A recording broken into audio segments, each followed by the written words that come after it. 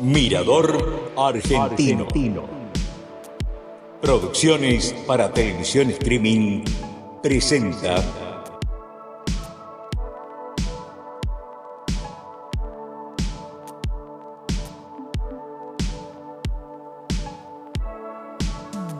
en primera persona.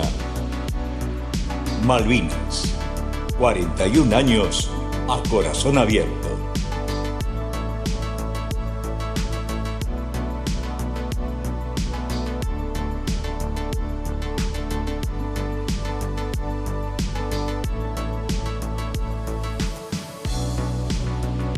Conducción: Carlos D'Abramo.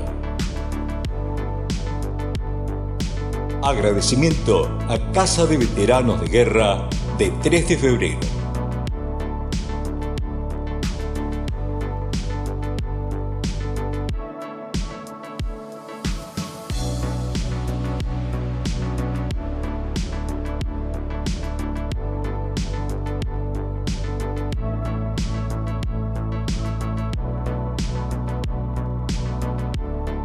Lo que pasa es que yo noto algo, perdón que haga esta observación y por ahí no queda bien que yo lo haga, me van a criticar. Tú hablas mucho de nos rendimos, ¿viste? Nos vencieron, y no fue tan así. No.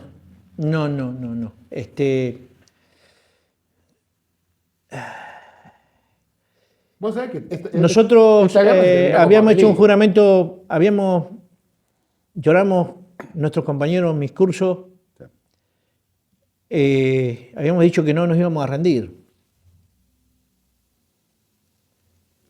Pero vino un jefe, no doy nombres porque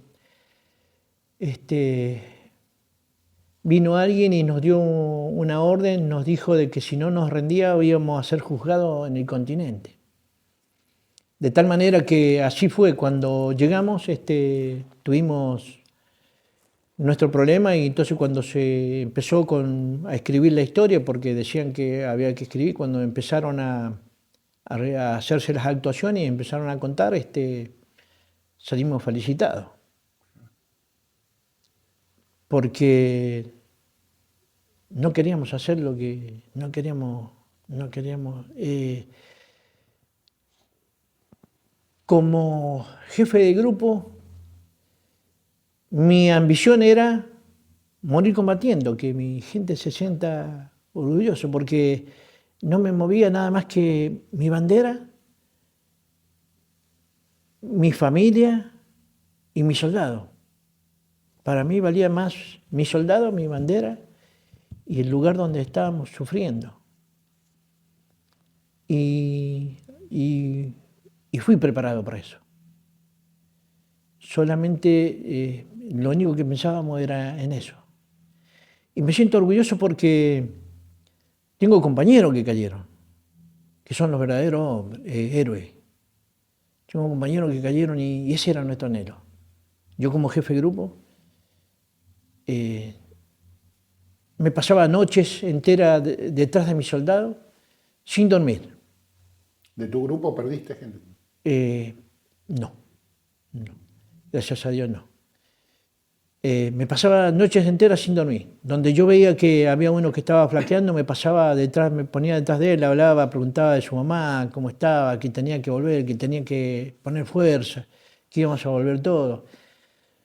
De tal manera que esto que voy a contar, el otro día estuve hablando con él y me siento tan feliz cuando hablo con él, porque él fue el que me hizo ver muchas realidades. El cabo primero Galeano, un correntino. En una de las noches, cuando hacía recorrido, porque normalmente las imaginarias empezaban conmigo, como era el jefe del primer grupo, los turnos siempre empezaban conmigo y terminaban conmigo. Las primeras 2 horas eran mías, se las entregaba al jefe del segundo grupo, jefe del segundo grupo al jefe del tercer grupo y jefe del tercer grupo a mí. Entonces terminaban conmigo. Y en una de las noches siento a alguien que lloraba. 2 días antes, habíamos bajado a lo que era el puesto logístico, a tener un franco higiénico que le decíamos que era lavarse, llenar el casco con agua, calentarlo y higienizarlo lo que nos podíamos.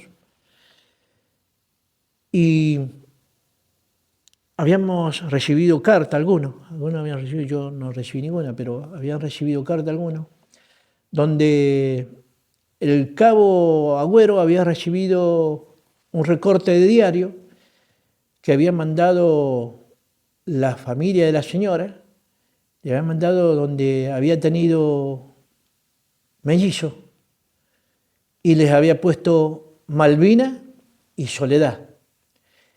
Y el cabo Agüero lloraba, decía la pucha, tenía 2 hijos.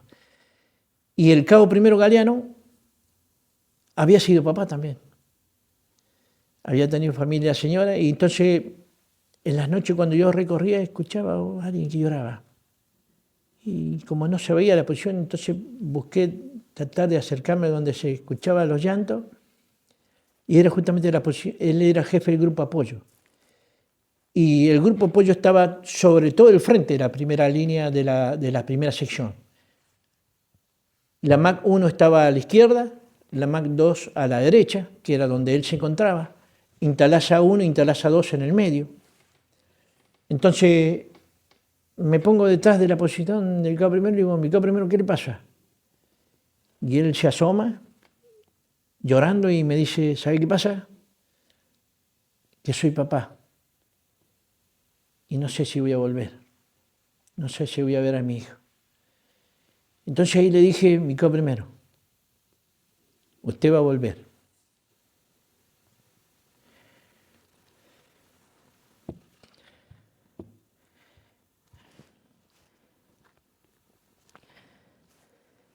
Yo doy mi vida, que usted va a volver.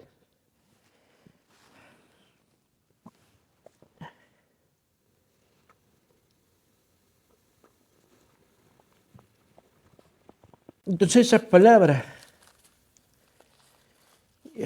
fueron tan fuertes para mí que todas las noches, sin que él se diera cuenta, mi descanso me ponía atrás de su posición. Con mi poncho plástico me sentaba todas las noches hasta que el cabo Villagra me devolviera mi turno. Yo había jurado de que él iba a volver. Y él se tiene que estar enterando ahora, cuando vea a lo mejor este video. Nunca se lo dije.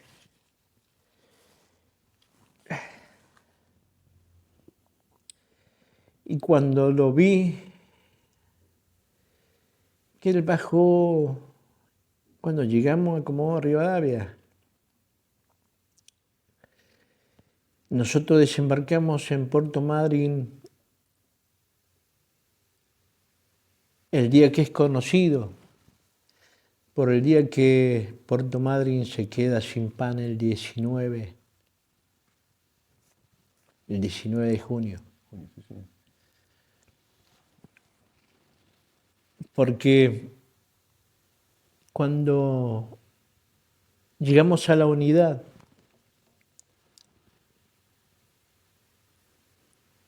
en la madrugada, tipo 4 de la mañana, no había nadie. Pero yo recuerdo, yo venía en el tercer asiento de colectivo, al cabo Agüero y al cabo primero Galeano, parado todo el viaje en la puerta. Cuando llegamos al regimiento y abrieron esas puertas, era la desesperación que tenía por abrazar a su mujer y a sus hijos. Entonces yo dije,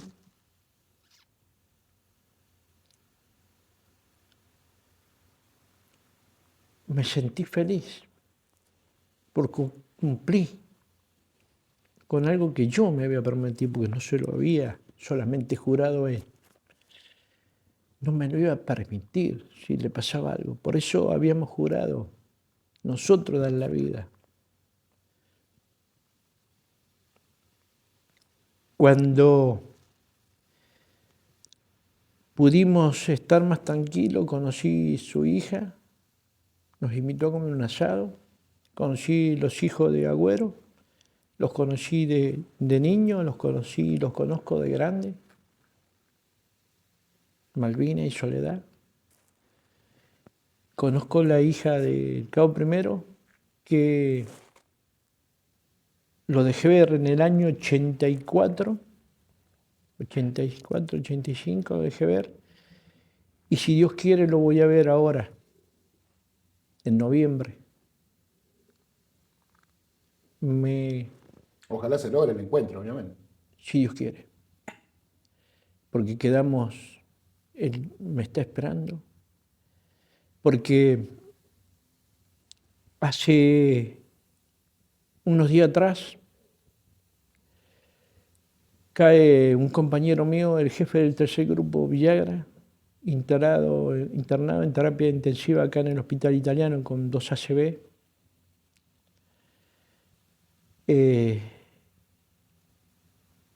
No conocía a nadie, me dice la señora, fui a verlo, me dice la señora, no conoce a nadie, se pierde. Entonces pedí entrar a terapia intensiva, estaba la enfermera. Me paré en la parte de atrás de las camas, a los pies de su cama, lo miré y le dije, no voy a hacer cosa que el cabo Villagra se me haya escapado en la noche y se me pierda y se vaya a comer un asado. Cuando vi que empezó a lagrimear y que su mano que él podía mover me hizo así, yo dije, me escuchó. Estaba ahí, en ese momento. Lo que vivimos quedó grabado para toda la vida en nosotros. Y que estoy seguro que cuando nos vamos, cuando nos toque irnos, vamos a volver a formar juntos. Estoy seguro, porque si él, que me decía la señora que desconocía y que está perdido, lo tiene que haber tenido muy adentro, porque lagrimeó. A partir de hoy, a partir de ese momento, él empezó a reponerse, que se lo dije a Horacio. Hoy está en su casa, en Tucumán, porque es de Tucumán, hoy está en Tucumán, con sus hijos y sus nietos. Se recuperó. Se recuperaron. Y bueno, sí. El amor que existe entre nosotros, en lo que hemos vivido, creo que ha quedado grabado para toda la vida. Como así quedó para cada uno de mis soldados, el que compartió Pozo de Zorro con él. Estoy seguramente que es su hermano de vida, para siempre. Yo siempre digo que los veteranos de guerra para mí son mis hermanos. Y así va a ser. No existe grado para mí. Somos veteranos de guerra. Todos. Todos sufrimos. Pero lo que hemos vivido nos ha unido. Y yo solamente tengo palabras de agradecimiento para todos los veteranos de guerra, por lo que han hecho todos. Honor y gloria para los que quedaron y un eterno reconocimiento para los que volvieron. Y mi respeto. ¿Volviste a Malvinas? No, porque creo que no estoy preparado. Creo que primero tengo que drenar algunas cosas. Porque sentarme creo que no voy a poder volver a la parte donde estuvimos nosotros. Porque creo que quedaron tantos sueños. Creo que quedaron tantas ilusiones y sueños de un joven que se transforma en un hombre y que carga tantas responsabilidades. Creo que sería muy difícil. Sería bueno cerrar un ciclo, pero también creo que hay que estar preparado. Porque si al verlo a mi amigo en una cama, me quebró y a él lo recuperó, no quiero pensar lo que es, no sé si resistiría mi corazón todo ese dolor. No sé si lo ¿Tus resistiría. compañeros quedaron allá? ¿Están en Darwin? Tengo compañeros que quedaron en Darwin, en Monte London.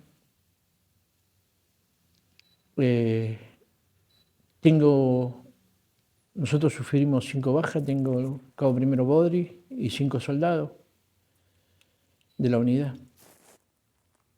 Gracias a Dios, mi grupo no sufrió baja. Tuvieron la bendición de no tener. Gracias a Dios. Yo siempre digo que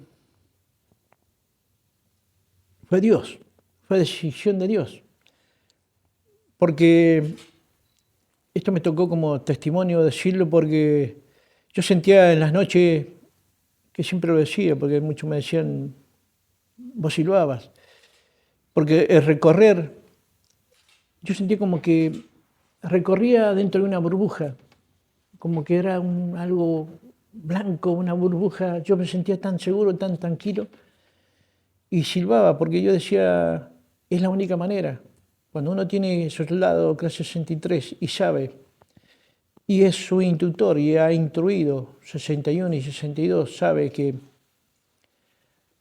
cuando está bien instruido y cuando no. Por eso me siento orgulloso, porque cumplieron. Porque hasta el último momento había que estar instruyendo. Y cumplieron. Claro, por eso digo, ustedes pararon la guerra por otro motivo. Sí. Sí. Fue la firma de un papel. Pero bueno. Es la situación que se está viviendo. Pero es política. Exacto. Pero mis soldados cumplieron y cumplimos. Cumplimos, así como digo que cuando se nos impartió la orden de dar la seguridad y tomar lo que es Bay of Day, y nos impartieron los objetivos y la misión, que no había que ocasionar baja, que no había que destruir, que no había que... Y uno se pregunta, ¿y? Pero el I está dentro. Uno a veces dice, porque a mí me tocó a la escuela de suboficiales y la época donde era bravo, donde uno decía, pucha, qué malo que es el cabo, qué malo que es el sargento. Pero cuando me tocó vivir Malvinas me di cuenta que todo lo que había recibido estaba acá adentro y salía espontáneo. Porque cuando a uno le impartían una orden de operaciones y se daba vuelta y tenía ese trecho hasta donde llegaba a su grupo, ya iba practicando su orden de operaciones, qué es lo que me correspondía y qué es lo que no. Entonces lo teníamos tan metido adentro, lo teníamos tan grabado, que ya solo hacía. Por eso todo lo que recibí en la escuela, que a veces en su momento uno decía, y lo sufría, porque el aplaudir cardo, el correr, el arrastrarse. No era mérito del Colimba solamente, claro, el cuadro también. El correr, el arrastrarse. Cuando estuve en esa situación, todo salía solo, porque ya estaba en uno. Así que, vuelvo a decir, me siento orgulloso. ¿En esa época dónde vivías? Yo estaba en Comodoro Rivadavia destinado. Ya estabas destinado y vivías en Comodoro. Viví en Comodoro Rivadavia. ¿Volviste a San Juan? Sí, cuando en el año 86 yo decidí seguir la carrera porque muchos de los compañeros decidieron irse. Yo decidí seguir la carrera porque yo pensaba que había que modificar muchas cosas que reglamentariamente figuran y que en la realidad es totalmente distinta. De hecho, venían tiempos de cambio. Claro, modificar no solamente eso, sino que lo que había recibido de la escuela. Porque uno sale de la escuela y sale con todo ese hambre y esa adrenalina y esa emoción de a la cama carrera mar, al pie de la cama y ese como ver el soldado que va. Entonces, la idea de que eso debe cambiar, que todo tiene que tener un porqué, que había que enseñar. Entonces, hice varias modificaciones en las revistas oficiales sobre el tema de Intalasa, sobre el tema de las posiciones. Me dediqué a escribir, a estudiar y tratar de cambiar muchas cosas, pero la desmalvinización venía del ejército mismo, de la fuerza y de los superiores mismos.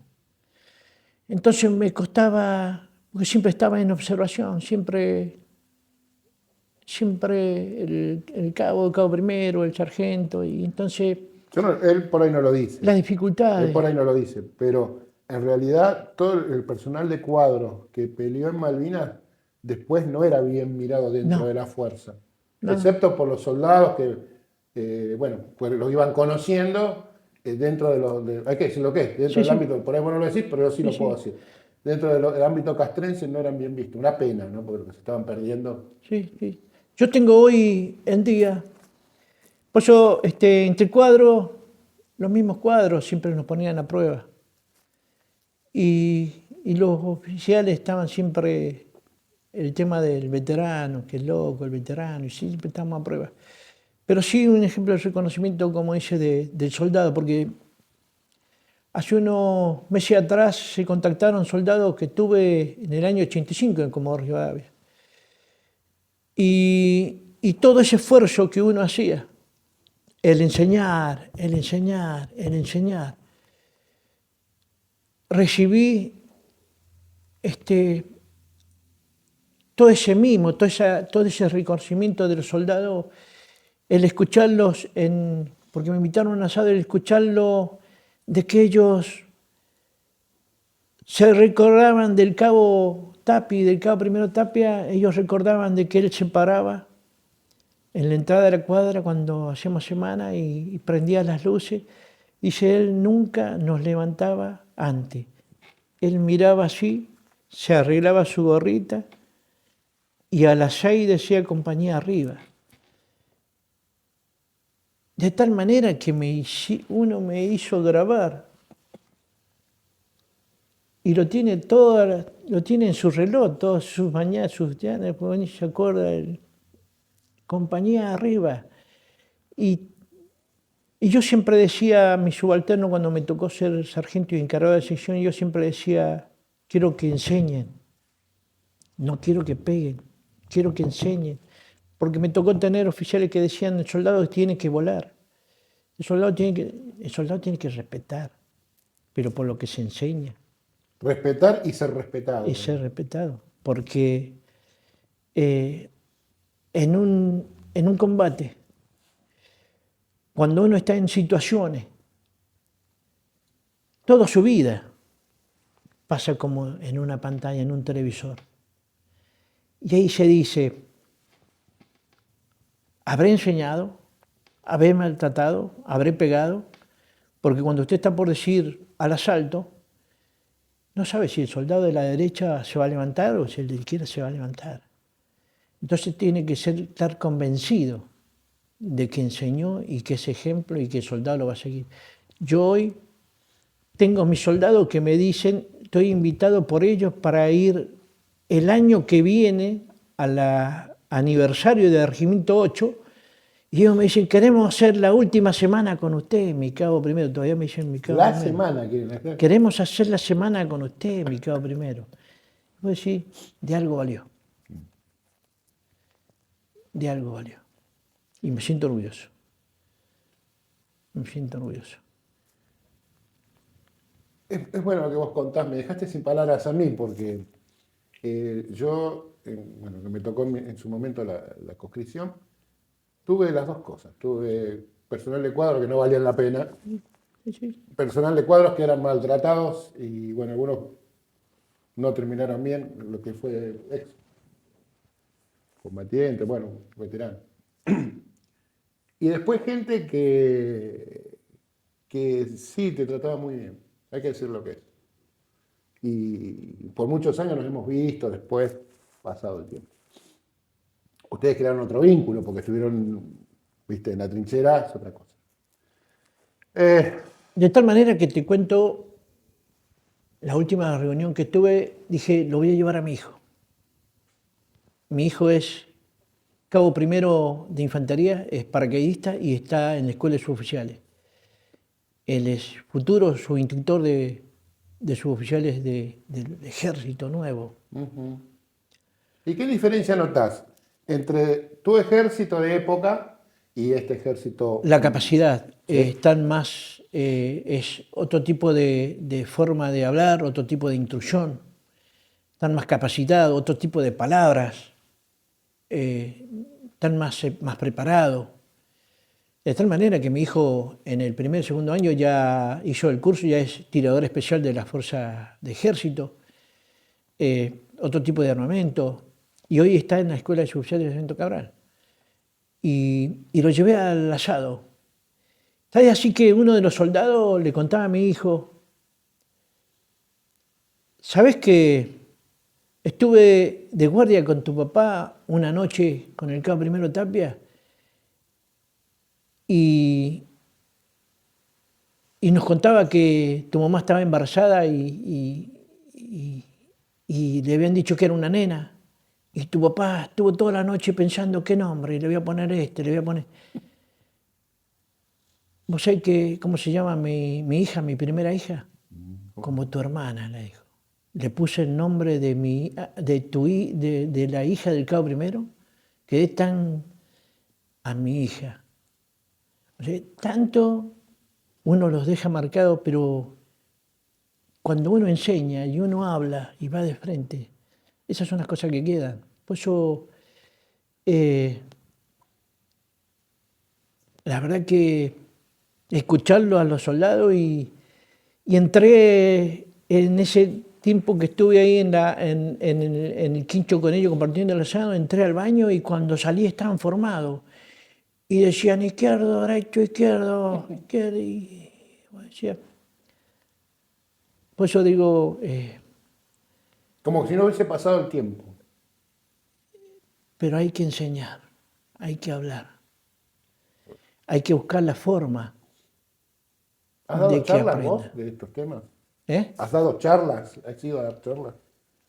No doy muchas charlas, doy charlas sobre Malvinas, trato de contar pocas cosas y normalmente siempre de nuestro héroe Mortero, porque es hermoso, es hermoso. Yo hoy tengo mi perro y son seres humanos, son seres hermosos, fiel. Y ese perro era fiel. Por lo que hizo ese perro, cuando veas la historia, lo que hizo ese perro no lo hizo nadie. A un inglés, a un inglés, es increíble. Todavía lo tengo. Es increíble. Todavía lo tengo grabado. Y cuando mis compañeros lo vean y la gente del 8 lo vea, se va feliz. ¿Te quedaste en el ejército mucho tiempo más después del 82? Sí, o sea, quedé hasta cumplir los 29 años, que ya estuve destinado, mi último destino fue el batallón de Arsenal 601. Y estaba encargado de todo lo que era el personal civil y cuenta 3, y donde está el material de desuso, material que pasa a demolición, o sea, a descarte. Entonces ahí empecé a tener contacto con centros de veteranos de guerra que elevaban notas pidiendo material para los museos. Ahí empecé a tener contacto con la Casa de Veteranos de Guerra de Boulogne-sur-Mer, donde di curso a las notas. Y bueno, y ya sentía que no podía estar más en la fuerza. Sentía que ya no tenía ganas de estar más en la fuerza, me sentía mal, no podía vestir el uniforme. Son situaciones que me había agarrado, me había sentido mal esa época y bueno, me dieron el retiro obligatorio protraumático por Malvinas. Y es que lo que me ayudó al otro día, en el momento, los centros de veteranos de guerra. Descubrí una manera de encontrarme con mis amigos, mis hermanos. Empecé en el Centro de Veteranos de Guerra de Boulogne-sur-Mer. Y hay situaciones que a veces no me hacían daño. El empezar con que la rivalidad de que cuadro, soldado, y me sentía mal. Entonces, una vez conversando con un compañero, me dijo, ¿por qué no te acercás a la Casa de Veteranos de Guerra de 3 de febrero? Y vine con él, con Reyes Pedro. Y vine con él y ¿qué encontré? Encontré una forma muy distinta de ver, sentí que éramos todos iguales. Aparte que te encontrás gente de todas las fuerzas. Sí, todos pero los grados, todas las fuerzas. ¿sabes qué es lo lindo? Que es lo que yo decía, yo fui jefe de grupo y tenía soldados y hoy estoy en un centro de veteranos de guerra en donde los dirigentes son soldados y fueron soldados, pero son veteranos de guerra, son mis hermanos. Y no hay desigualdad y todos son iguales. Donde aprendí a quererlos como mi familia, donde tuve varios ejemplos enormes, donde me llenaron tanto de amor, a mí, a mi señora. Entonces hoy no veo, hoy encontré en la Casa de Veteranos de Guerra una familia más. En aquella época me acuerdo que yo estaba a cargo de la sección mortero pesado y la sección mortero pesado tira y bate zona, no bate punto. Y había tenido un cabo primero que recién salía de la escuela, en aquella época creo que era la primera camada que salían como 3 años, cabo primero, y este cabo primero había ido con una brújula y un GPS. Y como yo tenía uno de los beneficios, el privilegio de tener contacto directo con el jefe de regimiento, porque la sección mortero pesado depende del jefe de regimiento, entonces le dije al jefe de regimiento que lo quería ese cabo primero. Y lo llevé a ese cabo primero. Y ese cabo primero, nosotros teníamos acceso a todo. Se manejaba con una moto. Por eso digo que han cambiado los tiempos. Obviamente. Hoy veo a mi hijo, hoy veo cómo se manejan. Y ese cabo primero, yo le decía al puente, que se encuentra a 3.500 metros, y el cabo primero, ¿qué hacía? Se iba con el GPS, con el navegador, se posicionaba, triangulaba entre el OA, el CDT, hacía la triangulación. Cuando pasaban los datos, se daba la deriva, se impartía al mortero base, decíamos al casco y le pegaba al casco, decíamos al árbol y le pegaba al árbol. ¿Qué pasa? Logró que después nos mandaron a competir, porque no creían, nos mandaron a competir con los artilleros en Córdoba, porque normalmente nosotros, las fuerzas ejército, cuando en aquella época, cuando trabaja con GPS o navegadores, con rumbo, normalmente siempre alquila los satélites a la NASA. Y la NASA nunca le va a alquilar a un país ajeno con error cero. Entonces le alquila con diferencia de errores, con márgenes. No vendían bombas que detonaban tiempo después. Los franceses. los márgenes de errores. Entonces este cabo primero había logrado neutralizar ese margen de error y lo volcaba a su GPS, entonces, de tal manera que un día nos tocó hacer un ejercicio en una pista de su calibre, que es la menor, el terreno se lo pasa a menor escala y se dibuja en el terreno. Entonces se hacen las alturas, se hacen los caminos a menor escala. Entonces vino el general y el teniente coronel, que le gustaba lucirse, había puesto un soldado con una caja y le dice a mi general, coloque la caja donde usted quiera. Y dice, esto está programado. No, mi general, coloque la caja donde usted quiera, es el blanco. Entonces el general hizo colocar casi al final de las pistas de su calibre. Entonces, cabo primero agarró, pum, pum, pum, calculadora, GPS, OA, pase OA, al CDT, es el centro de dirección de fuego, claro. Pasa a la deriva, trabajamos con su calibre calibrado por gas, claro. Entonces... Todo esto a escala, ¿se entiende? A escala. Entonces, mortero base, fuego libre. Mortero base le pegó a la caja. Esto está trabajado, dice. No lo podía creer. Póngalo donde quiera, mi general. Lo puso de nuevo. Por eso digo que la vida es lo mismo. Y eso dice en la vida militar, es constantemente aprender. Y la vida también pasa lo mismo, es constantemente aprender.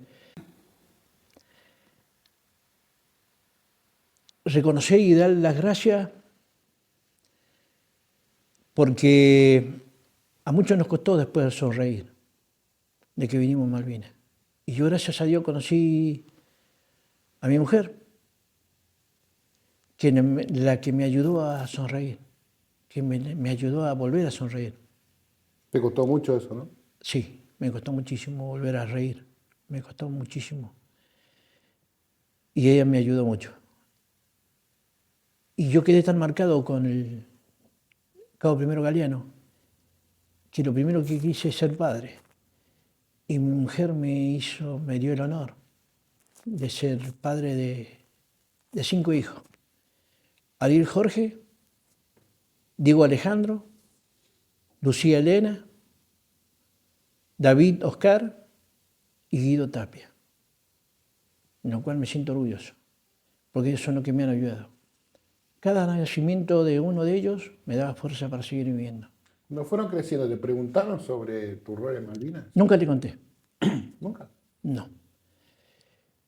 Cuando cumplimos los 30 años,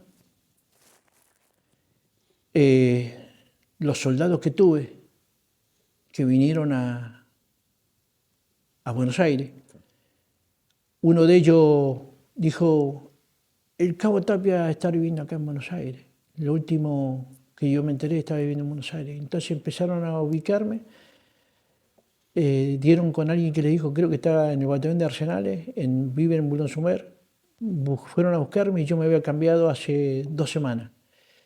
Y dijeron, el de la guardia dijeron, creo que vive por Constituyente, en esa primera o segunda cuadra. Se pasaron casi toda la tarde buscando, tocando timbre. A la noche siento que tocan el timbre y sale mi hijo y me dice, papi, te buscan 3 señores grandes. Señores grandes.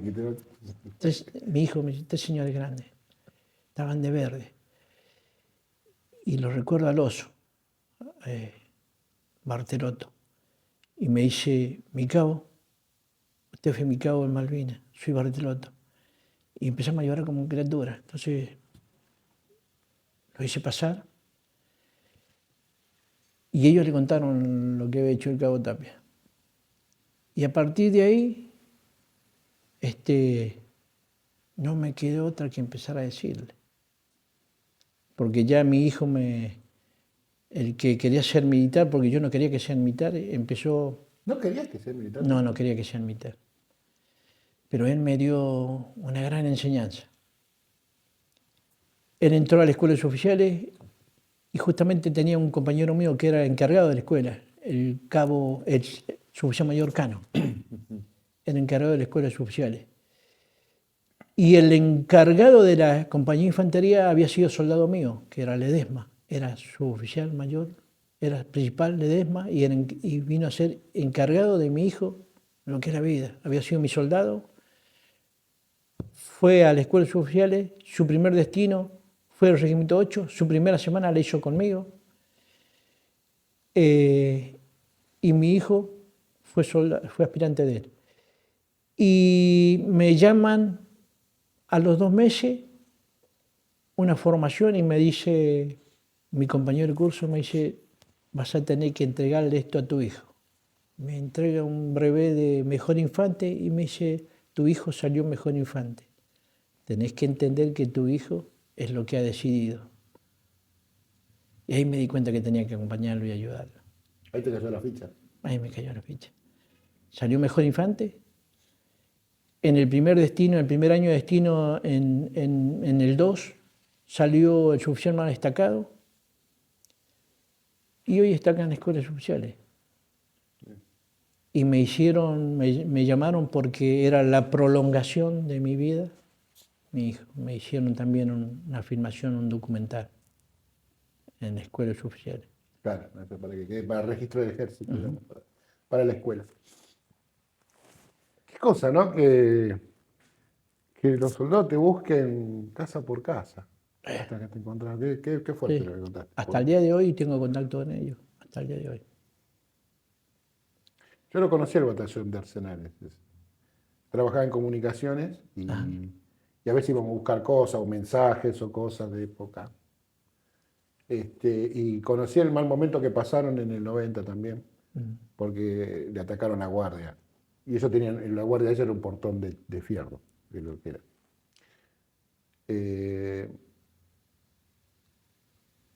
El ejército, en este caso,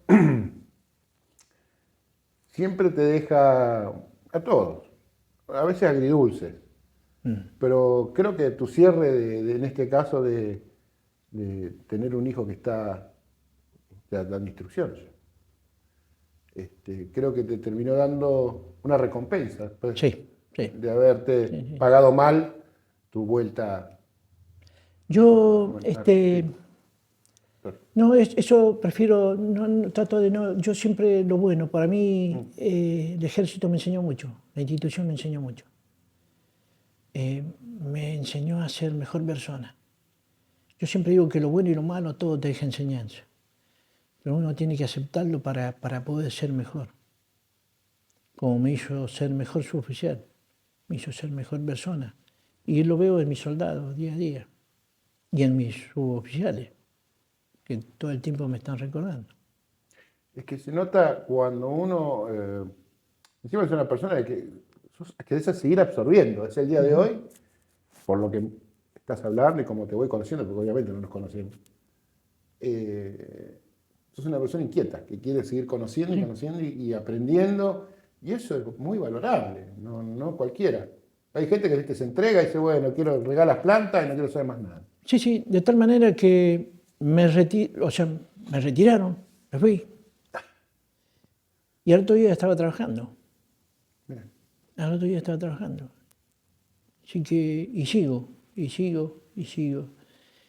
Y así como sigo, y así como estuve presente para mis soldados, también estoy presente para mis hijos.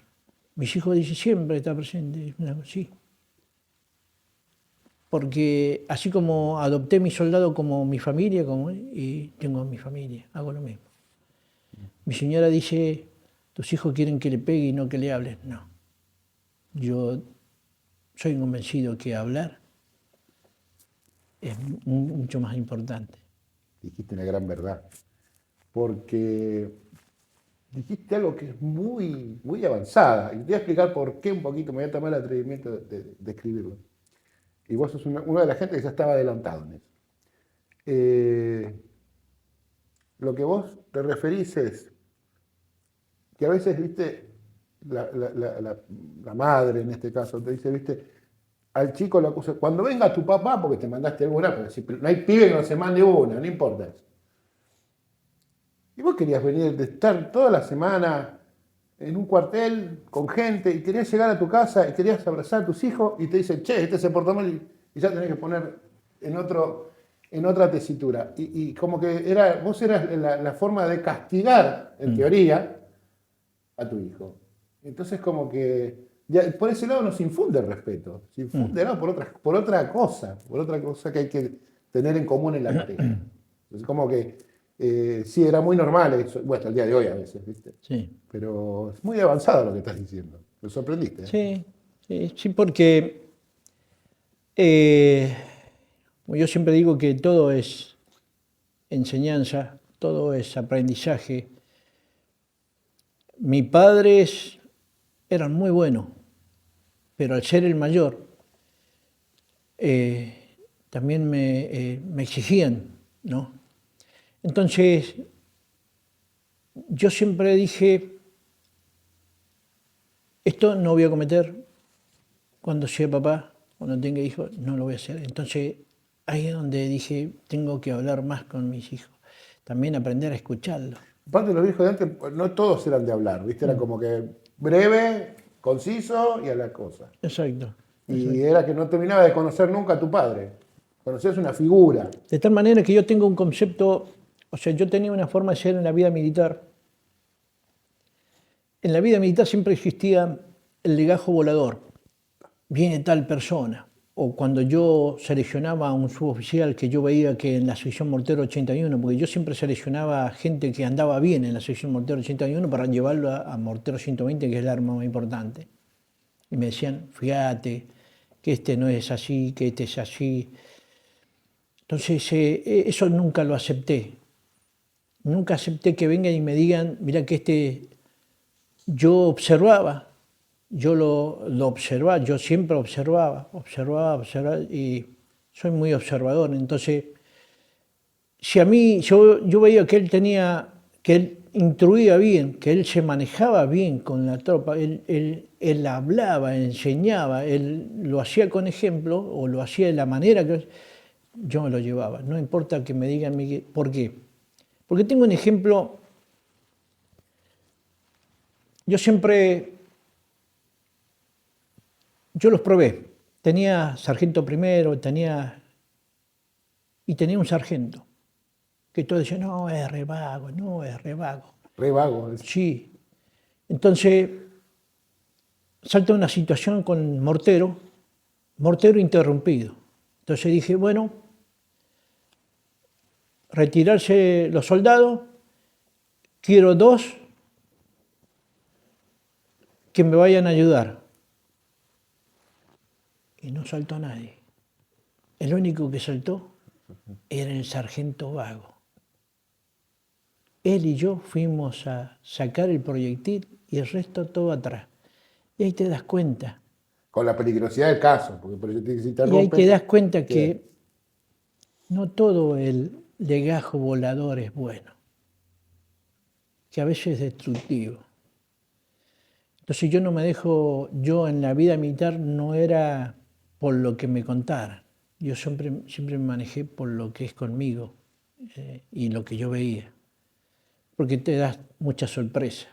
Una de esas sorpresas me llevé cuando dije mortero interrumpido, quiero 2 que me vayan a ayudar y apareció uno solo, el sargento Casado, el único. Ahí te das cuenta de que a veces no están malas las cosas cuando se vienen y se dicen